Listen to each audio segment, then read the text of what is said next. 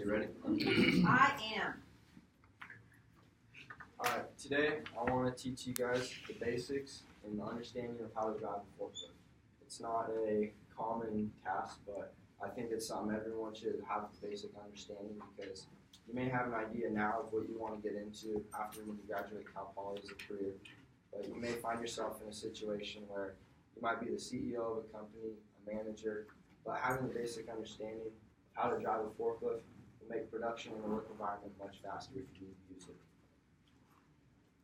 So my work experience, when I was 16, I applied for a job at Campos Family Vineyards. It was a local winery by my house.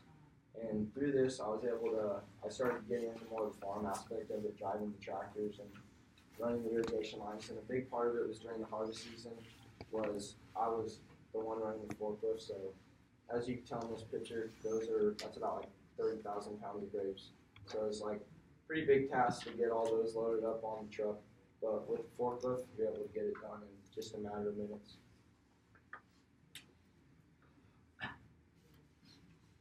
The image projected on the slideshow comes from Michael Seelinger's article, Automatic Visual Guidance of a Forklift Engaging a Pallet, published in Science Direct. Now, what this image shows us is kind of your basic overview of a warehouse or a factory forklift. And so forklift, the general purpose why they created is pick up large or like any kind of like uneven object that might be able to tip. So you have your two forks, and there's different ratings, but they're mostly meant for picking up heavy items. And here, as you can tell, on your basic forklift, you have two forks. That way your object doesn't tip off side to side, and your forks are connected to this is called the carriage, and that's what holds the back of the object, and that's connected to the mast. And the mast is what drives the forks up and down in different side controls. In Christopher Nieder's article, How Forklifts Work, published in How Stuff Works, explains that there's actually more than one type of forklift. There's handheld forklifts, the ones you drive on, bucket carries, but for the most part, that's like as you can see in the previous slide, that was a warehouse forklift. They all have the basic components. This forklift would be something you find in a construction site. It's probably rated the same to pick up the same amount of weight, but what makes this more special is it has bigger off-road tires for uneven surfaces or dirt roads. And within different types of forklifts, you also have different types of power.